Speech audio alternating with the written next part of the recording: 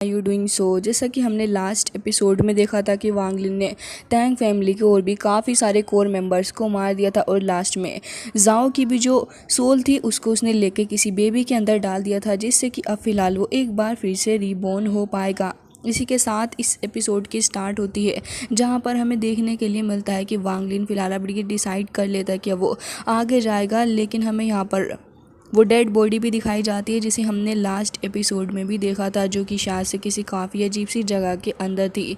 दूसरी साइड पे हम देखते हैं कि कुछ लोग काफ़ी तेज़ी से सिटी की तरफ को बढ़ रहे थे और इसके अलावा भी उनका यंग मास्टर होता है जो कि काफ़ी तेज़ी के साथ उड़ते हुए जा रहा था। तभी जो उसके साथी थे वो तुरंत ही वहाँ पर आ जाते हैं और कह रहे थे कि आप किस जगह की तरफ को जा रहे हैं। तो वो उनसे पूछने लग जाता है कि मुझे तुम डायरेक्शन बता दो जाओ गाँव का, मैं उसकी तरफ को चला जाऊँगा।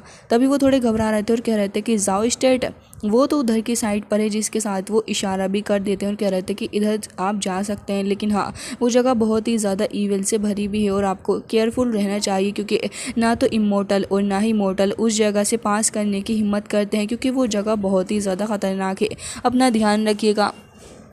क्योंकि वो मास्टर इन लोगों की सुनने वाला तो था नहीं, इसलिए वो काफ़ी तेज़ी के साथ आगे चला जाता और बाकी लोग भी इसके बारे में परवाह नहीं करते, क्योंकि उन्हें पता था कि ये बहुत ही ज़्यादा ज़िद्दी है और इनकी बात नहीं मानेगा। जिसके बाद उस बंदे को देखते हैं जो कि बहुत ही तेज़ी के साथ उस जगह से निकलता हुआ जा रहा था, क्योंकि वो अपने आप को कुछ ज़्यादा ही स्ट्रॉन्ग समझ रहा होता और कह रहा था कि इस जगह पे आखिर कौन सा डेंजर हो सकता है और भला मुझे क्या ही ख़त्म कर सकता है। इसके बाद वो थोड़ा आसपास इस ब्लैक मिस्ट की तरफ को देखने लग गया था और कह रहा होता है कि हाँ तो ऐसा कुछ भी नहीं है, लेकिन हमें यहाँ पे ढेर सारे लोग के स्केल्टन वगैरह दिखाए जाते हैं। ये जगह बहुत ही ज़्यादा डार्क थी और काफ़ी नेगेटिव सी जगह होती है। अब जैसे ही वो बंदा वहाँ से आगे की तरफ को निकल के जा रहा था, तभी कुछ काफ़ी सरप्राइजिंग हो जाता है। यहाँ पे कुछ अजीब सी पावर आके उसे अपने पास में पूरे तरीके से दबोचने की कोशिश कर रही थी। उसके आसपास से उसे ब्लॉक किया जा रहा होता है। अब वो बंदा कोशिश तो पूरी कर रहा था कि इस जगह से निकल पाए और खुद को आज़ाद करवा ले, लेकिन वो ऐसा करने में नाकामयाब नज़र आ रहा था। हालांकि उसके आसपास जो ब्लैक औरत था वो एक बार तो खुद को उससे आज़ाद कराने में कामयाब हो गया था, लेकिन दूसरी बार वो ऐसा कर नहीं पाता, जिसके चलते वो जो औरत था वो यहाँ पे एक बार फिर जमा हो रहा होता है और ढेर सारी मात्रा में उसका पीछा कर रहा था। इससे कि अब वो बंदा बहुत ही ज़्यादा घबरा जाता है और वो इस जगह से जल्द आगे की तरफ को जाना चाह रहा था, लेकिन तभी वो जो डार्क औरत था उसने हैंड का रूप ले लिया था और फिर उसके बाद धीरे धीरे करके वो जो हाथ था वो उस बंदे को जकड़ लेता है और धीरे धीरे से वो उसे अपने पास को लेके आ गया था। अब ये बंदा उसी जगह पर खींचा चला जा रहा था जहाँ पे ढेर सारे अदर स्केल्टन भी पड़े थे और वो जो उसकी बॉडी थी वो कुछ ही सेकंड के अंदर डिस्ट्रॉय हो जाती है और लास्ट में उसका कोर ही बचा था और वो कोर उसकी लाइफ रूट होती है। जिसके बाद हमें देखने के लिए मिलता है कि वो जो लाइफ रूट थी काफ़ी तेज़ी से कहीं खिंची चली जा रही होती और वो काफ़ी ज़्यादा अंडरग्राउंड आ गई थी। और अंडरग्राउंड एरिया के अंदर आने के बाद एक बार फिर से हमें वही टॉम्ब दिखाया जाता है जिसको हमने लास्ट एपिसोड में भी देखा था, और इसी के अंदर तैंग हुआ युआन का ब्रदर भी मौजूद है। जिसके बाद हमें देखने के लिए मिलता है कि वो जो स्पिरिचुअल रूट थी वो टॉम्ब ओपन होता है और उसके अंदर से कोई हाथ आके उस स्पिरिचुअल रूट को अंदर की तरफ को ही ले लेता है। के बाद उस टॉम्ब के अंदर से ही हमें किसी की आवाज़ सुनने के लिए मिलती है और ये आवाज़ बहुत ही ज़्यादा ख़तरनाक भी नज़र आ रही थी। हमें देखने के लिए मिलता है कि इस ब्लैक मड एरिया के अंदर काफ़ी ख़तरनाक सा ऑरा फैल रहा था, लेकिन अपना वांग लिन वो भी इसी जगह से गुजरते हुए जा रहा होता है। हालांकि वांग लिन को भी पहले ही आगाह कर दिया जा चुका है कि इस जगह पे वांग लिन ना जाए, लेकिन वांग लिन को तो यहाँ पर किसी भी हालत में जाना था। वो पास्ट की बात याद करने लग जाता और कह रहा था तो क्या उस जगह पे उस टेरिटरी का कोई गार्डियन है। तभी यहाँ पर वो एल्डर उसे बता रहा था कि बिल्कुल ब्रदर, शायद आपको इसके बारे में नहीं पता है कि यहाँ पर ये जो स्पिरिचुअल वेन होती हैं इसके अलावा भी किसी दूसरे डायरेक्शन में जा रही हैं, जिसका इस्तेमाल ये फूजी क्लैन के लोग जो हैं वो अपनी ट्रेनिंग के लिए करते हैं। इसके अलावा फैमिली तो अभी हाल ही में स्टैब्लिश हुई है, लेकिन आपको तो पता ही है मेन फैमिली जो है ये तैंग फैमिली, ये तो बहुत ही ज़्यादा पावरफुल है और पिछले 400 सालों से ये लोग ऐसे ही रहे हैं इनके हाथ में। जब से ये पावर वगैरह आई है तब से कोई चेंजेस हुए ही नहीं और लगातार इनकी स्ट्रेंथ बढ़ती ही जा रही है। स्पिरिचुअल रूट्स का इस्तेमाल करते हुए अपने सेक्ट को और भी ज़्यादा पावरफुल बनाते जा रहे हैं। तभी हम देखते हैं कि वांग लिन इस ब्लैक मड एरिया के और भी ज़्यादा सेंटर के अंदर आ गया था और अब जब वो खुद ही मौत के मुंह के अंदर चल के आ रहा होता है तभी यहाँ पर ब्लैक कलर की वो जो मड थी वो धीरे धीरे करके फॉर्म होने लग गई थी, एक बार फिर से एक टोर्नेडो के रूप में। हालांकि वांग लिन इसे भी खड़ा होकर देख रहा होता है और कह रहा था कि आखिर ये चीज़ हो क्या सकती है। तभी तैंग ये की आवाज़ सुनते हैं और वो कह रहा था कि जिस पर्सन के बारे में मुझे वार्न करा जा रहा है तो इसका मतलब वो तुम ही हो जो कि यहाँ पर तबाही मचाते फिर रहे हो। तभी वांग लिन को देखते हैं जिसकी एक्सट्रीम कॉन्शियसनेस तुरंत ही एक्टिवेट हो चुकी थी और वांग लिन कह रहा था कि ऑफकोर्स ये मैं ही हूँ। जिसके बाद हम देखते हैं कि वो अपनी एक्सट्रीम कॉन्शियसनेस के इस्तेमाल करते हुए आसपास की जगह से ढेर सारी रेड लाइटनिंग को जमा करता है और अब वो कह रहा था कि चुपचाप से बाहर आ जाओ। जिसके बाद वो अपनी एक्सट्रीम कॉन्शियसनेस के थ्रू उस मर्डी एरिया के अंदर अटैक भी करता है। हालांकि इतनी ज़्यादा खतरनाक एक्सट्रीम कॉन्शियसनेस देख के बाकी सारे लोग थे वो घबरा जाते हैं और कह रहे थे कि ये तो कोई बहुत ही ज़्यादा पावरफुल और ख़तरनाक पर्सन हो सकता है जो कि इतनी ज़्यादा पावर को अपने अंदर कैरी करा हुआ है। तभी हमें देखने के लिए मिलता है कि यहाँ पर शैन कहने लगा था, ऑफ कोर्स मेरे मास्टर हैं ही इतने ज़्यादा पावरफुल, इनकी कोई टक्कर कर ही नहीं सकता। वो इतने ज़्यादा स्ट्रॉन्ग है कि उनका मुकाबला करने के लिए यहाँ पर कोई भी नहीं है। जिसके बाद हम देखते हैं कि वांग लिन अपनी एक्सट्रीम कॉन्शियसनेस को एक हद तक रिलीज़ करता है और काफ़ी ज़्यादा मात्रा में वांग लिन ने इस बार अपनी एक्सट्रीम कॉन्शियसनेस को रिलीज़ किया था, जो कि मड के थ्रू होते हुए उस बंदे तेंगी के ऊपर जा रही थी। लेकिन हम देखते हैं कि यहाँ पर एक हैंड अपीयर हो गया था जिसके अंदर से कुछ थंडर लाइटनिंग निकल रही होती है और वो जाके वांग लिन की एक्सट्रीम कॉन्शियसनेस के साथ कनेक्ट होती है, जिससे कि वांग लिन की पावर ख़त्म हो चुकी थी। और इसी से वांग लिन समझ जाता है कि बंदा कोई सिंपल पर्सन नहीं है। जिसके बाद हम उसी मडी एरिया को देखते हैं जिसके अंदर धीरे धीरे करके काफ़ी सारा ब्लैक ओरा आने लग गया था और उसके अंदर से निकल के आती है एक स्केलेटन बॉडी। वांग लिन उसे काफ़ी गौर से देख रहा था क्योंकि इस तरीके की कोई चीज़ वांग लिन पहली बार देख रहा है और ये चीज़ काफ़ी स्ट्रेंज भी नज़र आती है, जहाँ पर ये कोई नॉर्मल ह्यूमन नहीं नज़र आ रहा लेकिन हरकत एकदम ही नॉर्मल ह्यूमन जैसी है। इवन शैन देख के घबरा गया होता है और कह रहा था कि आखिर ये क्या चीज़ है, मैं तो इसे पहली बार देख रहा हूँ, ये कितना ज़्यादा ख़तरनाक है। तभी हमें वही स्केलेटन बॉडी दिखाई जाती है। हालांकि पूरे तरीके से कोई स्केलेटन बॉडी भी नहीं थी बल्कि एक ह्यूमन बॉडी ही होती है, जो कि एक काफ़ी ज़्यादा ख़तरनाक बॉडी नज़र आ रही थी। वो फ़िलहाल मडी एरिया से पूरे तरीके से कवर्ड होती है और साथ ही यहाँ पर वो बंदा कहने लग गया था कि वैसे मैं तुम्हारा यहाँ पर वेट ही कर रहा था और तुम्हारे एक्शंस का भी। जिसके बाद वो अपनी खूंखार खतरनाक आंखों से वांग लिन को भी देखता है और वो रेड आइज़ के थ्रू वांग लिन को देखते हुए काफ़ी तेज़ी से आगे बढ़ जाता है वांग लिन के ऊपर अटैक करने के लिए। उसके बाद तो वांग लिन के ऊपर वो किक्स की बरसात कर रहा था तो फिर वांग लिन भी उसके अटैक को रोकता है। हालांकि जब वांग लिन उसके अटैक्स को रोकने की कोशिश कर रहा था तभी वो बंदा एक काफ़ी ज़्यादा स्ट्रॉन्ग अटैक वांग लिन को करता है। वांग लिन उस अटैक को संभाल नहीं पाता, जिसके बाद हमें देखने के लिए मिलता है कि वांग लिन के मुंह से थोड़ा ब्लड भी आ गया था। मतलब कि बंदा वाकई काफ़ी ज़्यादा स्ट्रॉन्ग है। लेकिन अभी दोनों ही एक दूसरे से फाइट करने लग पड़े थे, जहाँ पे वांग लिन अपनी पूरी कोशिश कर रहा होता है इस बंदे के साथ में फाइट करने के लिए और अपनी फॉर्मेशन को भी वो एक्टिवेट कर लेता है। हालांकि इसी के साथ वो बंदा भी काफ़ी तेज़ी के साथ में आगे बढ़ता है। वो वांग लिन के काफ़ी ज़्यादा क्लोज आ गया था। इससे पहले वांग लिन को समझ आता कि ये बंदा क्या करने की कोशिश कर रहा है, वो तो वांग लिन को एक ज़ोरदार पंच दे के मारता है। जिसके बाद वांग लिन खुद ही काफ़ी ज़्यादा पीछे को हट गया था, लेकिन खुद को संभालते हुए वांग लिन अपनी काफ़ी ज़्यादा पावर का इस्तेमाल करते हुए लगातार उस बंदे के ऊपर अटैक कर रहा था और कह रहा होता है कि इसकी कल्टीवेशन लेवल तो बहुत ही ज़्यादा डीप है, मुझे नहीं लग रहा कि इसको डील करना इतना ज़्यादा आसान होगा, मुझे इससे डील करने के लिए कोई दूसरा रास्ता ही निकालना होगा क्योंकि वही बेहतर रहेगा। जिसके बाद अब ये पर्सन धीरे धीरे करके वांग लिन की तरफ को ही आगे आ रहा होता है। हालांकि यहाँ पर वांग लिन जहाँ वो काफ़ी तेज़ी से फ्लाई करता हुआ जा रहा था उसकी टक्कर पर ये बंदा सिर्फ ऐसे ही एक जगह से दूसरी जगह मूव कर रहा होता है और काफ़ी तेज़ी के साथ वांग लिन को स्पीड अप कर लिया था। तभी यहाँ पर वांग लिन इतनी तेज़ी से वहाँ से निकलने की कोशिश कर रहा था, लेकिन एक एरिया पे आने के बाद वांग लिन अपने रेस्ट्रिक्शन फ्लैग को निकाल लेता है। उसके बाद वो तुरंत ही अपनी फॉर्मेशन को एक्टिवेट करता है ताकि इसके साथ में फाइट करी जा सके। जैसे यहाँ पर वांग लिन अपने 3 ड्रैगन्स के थ्रू उसके ऊपर अटैक करता है तभी कुछ ही सेकेंड्स के अंदर वो वहाँ से गायब हो गया था। हालांकि यहाँ पर वांग लिन को समझ में आ जाता है कि इसकी बॉडी बहुत ही ज़्यादा हार्ड है, जबकि इसकी बॉडी के ऊपर तो कोई असर ही नहीं पड़ रहा। इवन जो इंजरी हो रही है वो भी खुद से ही ठीक होती जा रही है। जिसके बाद तब उसे गुस्सा आ गया था और वो वांग लिन की तरफ को काफ़ी घूर कर देख रहा होता है। तभी वांग लिन कह रहा था कि इतनी आसानी से मैं हार नहीं मानूंगा और अपनी 1000 स्वॉर्ड फॉर्मेशन का इस्तेमाल करते हुए वो अपनी 10,000 स्पिरिचुअल स्वॉर्ड्स के थ्रू उसके ऊपर अटैक भी कर रहा होता है। लेकिन इस सब के बावजूद भी वो बंदा तो बस ऐसे ही खड़ा था जैसे कि उसके ऊपर कोई फ़र्क ही नहीं पड़ रहा हो इस बात का। जिसके बाद वो वांग लिन की तरफ को देखकर कहता है कि तुम्हें नहीं लगता कि कुछ ज़्यादा ही वीक है, ये बहुत ज़्यादा वीक है, मेरे ऊपर कोई असर ही नहीं हो रहा। जिसके बाद वांग लिन समझ गया था कि ऐसे तो कुछ भी नहीं होने वाला। जिसके बाद वो अपनी पावर का इस्तेमाल करता है। जो बची कुची सोर्ड थी वांग लिन उन्हीं का इस्तेमाल करते हुए उन सभी को एक ह्यूज सोर्ड के अंदर फॉर्म कर लेता है। वो वाकई एक काफ़ी बड़ी सोर्ड थी और वांग लिन उसे तुरंत ही डायरेक्ट कर देता है इस बंदे की तरफ को, लेकिन वो तो बस आराम से खड़ा हुआ था। सोर्ड जाके उसे हिट करती है, उसकी बॉडी वहाँ से तुरंत ही डिस्ट्रॉय हो गई थी। अब वांगलिन को तो पता था कि इतनी आसानी से तो बिल्कुल भी इसकी बॉडी डिस्ट्रॉय नहीं होने वाली है। अब वांगलिन यहाँ पर खड़ा हुआ यही देख रहा था, लेकिन पलक झपकाते ही वो बंदा एक बार फिर से अपीयर हो गया था। उसके आसपास स्पिरिचुअल रूट का ऑरा फैल रहा होता है, उसकी बॉडी वापस से बोर्न हो गई थी और वो कह रहा होता है कि तुम्हें क्या लगा कि तुम इतनी आसानी से मेरा कुछ भी बिगाड़ सकते हो, मेरे लिए तो एक बहुत ही ज़्यादा छोटी मोटी बात है। और ये कहते साथ ही उसने वांगलिन के पीछे एक पूरा का पूरा ट्रैप ही फॉर्म कर लिया था। और जैसे ही वांगलिन पीछे पलट के देखता है, इतनी देर में उसके ऊपर अटैक भी हो चुका था।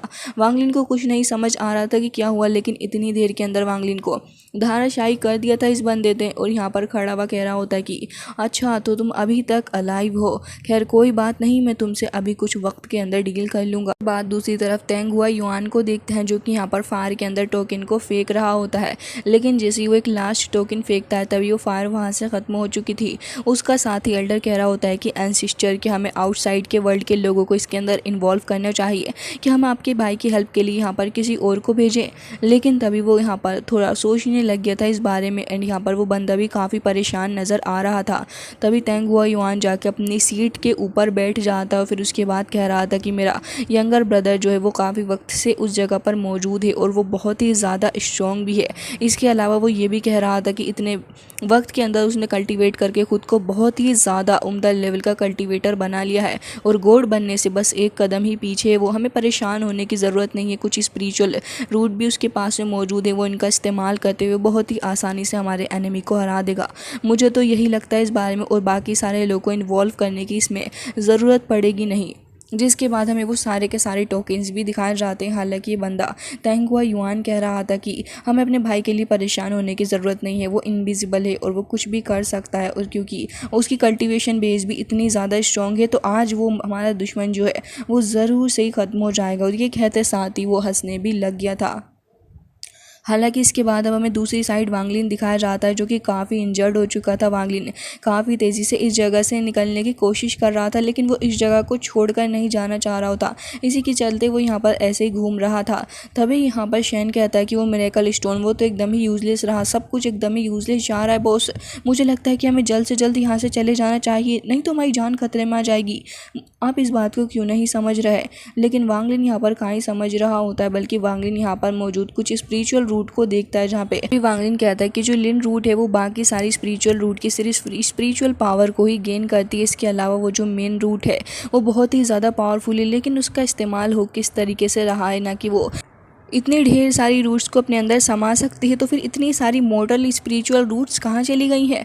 जिसके बाद वांगलिन अपनी ध्यान लगा के देखने लग गया था, तो उसे अलग अलग प्रकार की रूट तो दिख रही होती हैं। जिसके बाद वांगलिन समझ रहा होता है कि आखिर यहाँ पर चल क्या रहा है। तभी वांगलिन को यहाँ पर एक पूरा का पूरा एक एरिया ही नज़र आ रहा होता है। तभी शेन कह रहा था कि बॉस मुझे तो लग रहा है कि हमें बस इस जगह से बाहर निकल के चले जाना चाहिए, यही हमारे लिए सबसे ज़्यादा बेस्ट रहेगा।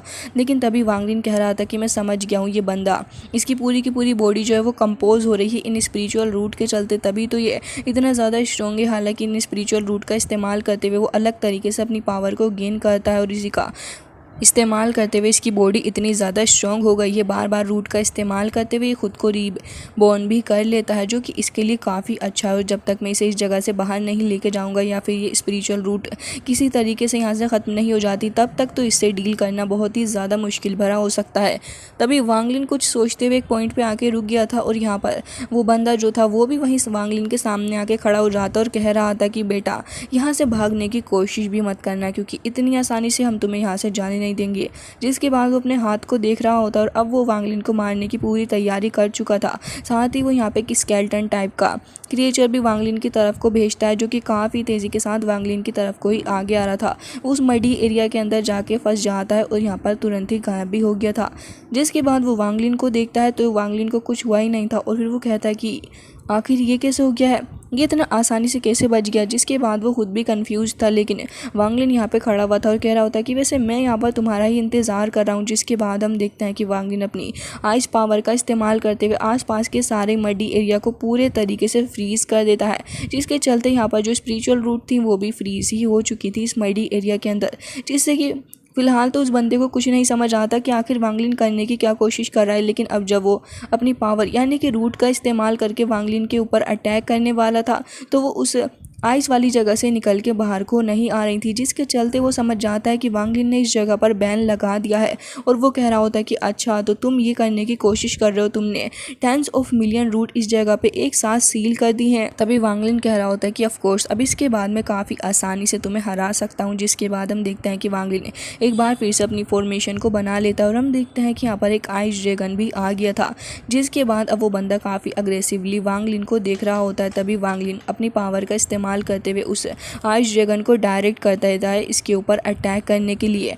जिसके बाद हम देखते हैं कि वो अपना डार्क ऑरा को आसपास फैला रहा होता है, लेकिन वांग लिन का इतना ज़्यादा ह्यूज आइस ड्रैगन वो उसके ऊपर अटैक करने की पूरी कोशिश कर रहा था। तभी हमें देखने के लिए मिलता है कि उस बंदे को फंसाने के लिए वांग लिन हर तरफ से ही आइस क्रिस्टल्स बैरियर बना रहा होता है और काफ़ी ज़्यादा आइस क्रिस्टल यहाँ पर जमा हो चुकी थी। जिसके बाद वो ड्रैगन वांग लिन के पास कोई वापस आ गया था और काफ़ी अग्रेसिव भी हो रहा होता है। इसके साथ ही हमें देखने के लिए मिलता है कि वांग लिन ने काफ़ी चालाकी के साथ में अब उस बंदे को भी फ्रीज कर दिया था। लेकिन ये खुशी ज़्यादा देर तक टिकने वाली नहीं थी, क्योंकि कुछ ही सेकंड के अंदर अपनी पावर का इस्तेमाल करते हुए वो यहाँ पर उस पूरे के पूरे आइस क्रिस्टल को बहुत ही ज़्यादा ख़तरनाक तरीके से ब्लास्ट कर देता है। और उसके बाद हमें देखने के लिए मिलती है उसकी बॉडी, जो कि अब पहले से और भी ज़्यादा पावरफुल नज़र आ रही थी। और तभी वो बंदा कहता है कि मैंने कुछ वक्त से किसी के साथ अच्छे तरीके से फ़ाइट नहीं करी है, लेकिन ऐसा लग रहा है कि अब वो शुभ घड़ी आ ही गई। इसके अलावा वो ये भी कहता है कि लड़के अब अगर तुम मेरे साथ फ़ाइट करना ही चाहते हो तो फिर ठीक है, मैं तुम्हें यहाँ पर फ़ाइट करके ही दिखाता हूँ। जिसके बाद हमें देखने के लिए मिलता है कि वो काफ़ी ज़्यादा अग्रेसिव हो गया था और ये कह रहा होता है कि अब मैं तुम्हें नहीं छोड़ूंगा। हमें देखने के लिए मिलता है कि वांग लिन अपनी सोर्ड्स का इस्तेमाल करते हुए उसके ऊपर अटैक करने की कोशिश कर रहा था, लेकिन वो तो हवा से भी ज़्यादा तेज़ी के साथ आगे बढ़ता और वांग लिन के सामने आके अपने फिस्ट के थ्रू अटैक कर देता है। हालांकि वांग लिन अपनी एक शील्ड बनाकर खुद को प्रोटेक्ट भी कर रहा था, लेकिन यहाँ पर वांग लिन ऐसा कर नहीं पाता। जिसके बाद हम देखते हैं कि वांग लिन की जो शील्ड थी वो धीरे धीरे करके ब्रेक होने लग जाती है, लेकिन वांग लिन को उसके पास से कुछ फैमिलियर सी सेंस हो रही थी। जिसके चलते वांग लिन कह रहा था कि इतनी ज़्यादा फैमिलियरिटी तो मैंने पहले भी कहीं फील की है। वांग लिन के पास इतना वक्त नहीं था कि वो यहाँ पर यही सोचता रहे कि आखिर ये फैमिलियरिटी उसे फील क्यों हो रही है। जिसके बाद वो बंदा एक बार फिर से लगातार आगे बढ़ते हुए काफ़ी स्ट्रांगली अटैक करने वाला था। वांग लिन अपने फोरबिडन फ्लैग का इस्तेमाल करते हुए 7 फॉर्मेशन बनाता ताकि खुद को प्रोटेक्ट कर सके, लेकिन वो बंदा धीरे धीरे करके एक फॉर्मेशन को तोड़ता जा रहा था। इतनी ही देर में वांग लिन एक बार फिर से अपनी पावर का इस्तेमाल करते हुए ढेर सारी स्पिरिचुअल चेंज का इस्तेमाल कर लेता है और दूसरे ही सेकंड के अंदर वो बंदा चेंज के थ्रू बंध चुका था। जिसके बाद अब यहाँ पर वो हंस रहा होता है। वांग लिन अपने ब्रॉन्ज मिरर का इस्तेमाल करता है और उसके ऊपर एक अटैक कर देता है। यह अटैक काफ़ी स्ट्रॉन्ग था और उसके बाद वांग लिन उसके इनर वर्ल्ड के अंदर देख पा रहा था। तभी यहाँ पे उसे गॉड सीतू दिखते हैं। जिसके बाद वांग लिन कह रहा था कि आखिर ये कैसे हो रहा है। तभी उसे नज़र आता है कि जो ये बंदा है इसके हार्ट के पास में गॉड का एक ब्लड ड्रॉप मौजूद है। तभी वो यहाँ पर कहने लग जाता है कि लड़के तुम कुछ ज़्यादा ही वॉयलेंट नहीं हो रहे हो मेरे साथ, तुम्हें नहीं लगता कि तुम अपनी हदें पार कर रहे हो, तुम्हें ऐसा नहीं करना चाहिए था। जिसके बाद वो और भी ज़्यादा गुस्सा हो जाता और भड़क गया था। हालांकि हमें देखने के लिए मिलता है कि वो जो उसकी प्योर ब्लड थी वो यहाँ पे धीरे धीरे करके और भी ज़्यादा एक्टिवेट हो रही थी और यहाँ पर उसने खुद को चेन से भी आज़ाद करवा लिया था। तभी वांग लिन यहाँ पर समझ गया था कि आखिर इसके साथ में डील करना कितना ज़्यादा ख़तरनाक होने वाला है, क्योंकि ऑलरेडी इसके पास में एक गॉड की ब्लड ड्रॉप भी मौजूद है। तभी वो कहने लग गया था कि भले ही तुम्हारे पास में कितना ही ज़्यादा स्ट्रॉन्गेस्ट वेपन या फिर ट्रीजर क्यों ना हो, तुम उसके साथ भी मेरा कुछ भी नहीं बिगाड़ पाओगे, समझे। और ये कहते साथ ही अभी वांग लिन के पास रहा था। तभी वांग लिन को देखते हैं जो कि अपने ब्रॉन्ज मिरर के टुकड़े टुकड़े कर लेता और उसके बाद फिर उन्हें आगे बढ़ा देता और जैसे ही वो उस बंदे के स्टमक के अंदर जाके हिट होते हैं तभी उसको इंजरी हो गई थी। और वांग लिन इसी पॉइंट पे सामने आता है। जैसे ही वो संभल पाता इससे पहले ही वो गॉड की ब्लड ड्रॉप यहाँ पर निकाल लेता और उस गोल्डन ब्लड ड्रॉप को वांग लिन पकड़ लेता है। जिसके बाद वो बंदा बहुत ही ज़्यादा शॉक हो गया था कि वांग लिन को इसके बारे में कैसे पता। लेकिन तभी वांग लिन कह रहा था कि इस गॉड की ब्लड तुम्हारे पास में तो बिल्कुल भी नहीं होनी चाहिए, मुझे नहीं पता था कि तुम इसके बल पे इतना ज़्यादा इटला रहे हो, लेकिन अब ये मेरी हुई। जिसके बाद वो वांग लिन के हाथ पकड़ के वांग लिन को रोकने की भी कोशिश कर रहा था, लेकिन यहाँ पर वांग लिन कहाँ ही रुकने वाला था। वांग लिन तो यहाँ पर तुरंत ही उसे पीछे की तरफ को हटा देता है और हमें देखने के लिए मिलता है कि वो ब्लड ड्रॉप वांग लिन ने तुरंत ही हासिल कर ली थी। लेकिन यहाँ पर वो बंदा जैसे ही यहाँ पर अपनी स्पिरिचुअल क्रिएचर को समन करता है तभी वांग लिन उस ड्रॉप को लेके पीछे हट जाता है और हम देखते हैं कि यहाँ पर वांग लिन अब इसका इस्तेमाल करने वाला था और कह रहा था कि अब मैं दिखाऊंगा कि आखिर ट्रू गॉड की पावर होती क्या। और हमें वांग लिन का सी ऑफ कॉन्शियसनेस दिखाया जाता है जहाँ पर हमें देखने के लिए मिलता है कि वो ट्रू गॉड ब्लड जो था वो वांग लिन के कॉन्शियसनेस सी के अंदर आ जाता है, जहाँ पे वो कुछ स्क्रिप्चर्स के साथ मर्ज हो चुका था। और हमें देखने के लिए मिलता है कि यहाँ पर एक वज्रा बॉडी आ चुकी थी जो कि बहुत ही ज़्यादा ख़तरनाक होली बॉडी होती है, जिसे देखने के बाद वो बंदा अभी भी नहीं डरा था बल्कि वो अपनी पावर का इस्तेमाल करते हुए वांग लिन के ऊपर अटैक करने की पूरी तैयारी कर रहा था। दूसरी तरफ वांग लिन भी तैयार था, लेकिन हम देखते हैं कि वो अपनी पावर का इस्तेमाल करते हुए बोन क्रिएचर को समन करता है और वांग लिन की तरफ को अटैक करने के लिए उसे भेज देता है। तभी वांग लिन को देखते हैं जो कि वज्रा बॉडी को ऑर्डर देता है और हम देखते हैं कि वो वज्रा बॉडी अपने वेपन के थ्रू काफ़ी तेज़ी के साथ उसके ऊपर अटैक भी कर देती है। और जैसे जैसे वो जो बोन क्रिएचर था वो डिस्ट्रॉय होता जा रहा था तभी यहाँ पर तैंगी जो था उसकी बॉडी भी डिस्ट्रॉय होती जा रही होती है, जिसके बाद ऑन द स्पॉट ही वो यहाँ पर डेड हो गया था और ज़मीन पर जाकर गिर जाता है। और वो जो स्पिरिचुअल रूट उसकी बॉडी के साथ कनेक्टेड थी वो भी धीरे धीरे करके रिलीज़ होने लग गई थी और ब्लैक मड एरिया से वो वहाँ से रिलीज़ होकर इधर आधर जा रही होती हैं।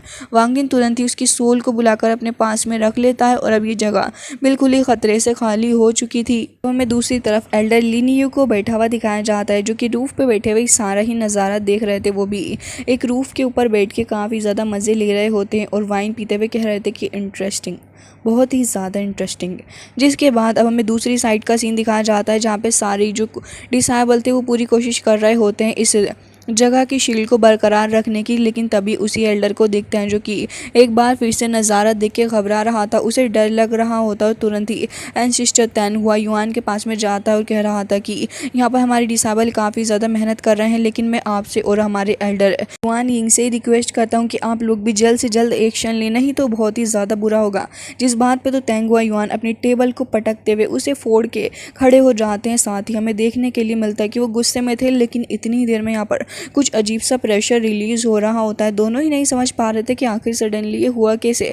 तभी यहाँ पर काफ़ी ज़्यादा गुस्से से यहाँ पर एल्डर देखने लग गए थे कि आखिर ये हो क्या रहा है। और लास्ट में वो जो तैंगी का टोकन टंगा हुआ था वो भी धीरे धीरे करके यहाँ पर क्रैक पड़ने लग गया था उसके अंदर। जिसके बाद यहाँ पर ये सेकंड वाला एल्डर काफ़ी ज़्यादा घबरा जाता है कि आखिर ये हो क्या रहा है। लेकिन देखते ही देखते वो जो टोकन था वो पूरे तरीके से ब्रेक होने की कगार पे आ जाता और वो बंदा रेंगते रेंगते कह रहा था कि लॉर्ड प्लीज़ कुछ एक्शन लीजिए। जिसके बाद हमें देखने के लिए मिलता है कि तैंग हुआ युआन और भी ज़्यादा फ्रस्ट्रेटेड हो चुका था क्योंकि उसे विश्वास नहीं हो रहा था अपनी आंखों पर जो देख रहा है वो सब कुछ पे। तभी यहाँ पर वो गुस्से से दूसरी साइड पर चला जाता और कह रहा था कि तैंग फैमिली के सारे डिसाइबल से कह दो कि वो तैंग सिटी इमीडिएटली चले जाएं और यहाँ से खुद को प्रोटेक्ट करें। इसके अलावा वो बाहर आके खड़ा हो गया था और कह रहा होता कि जाओ अर्जेंटली समन कर लो हमारे सारी तैंग फैमिली के कोर मेंबर्स को। जिसके बाद वो ये भी कहने लग गया था कि अपने फेलो से कहो कि यहाँ पर मेरे साथ मिलकर प्रोटेक्टिव एरिया को बनाने में मेरी मदद करें। जिसके बाद वो काफ़ी ज़्यादा गुस्से में था और कह रहा होता कि वांग लिन।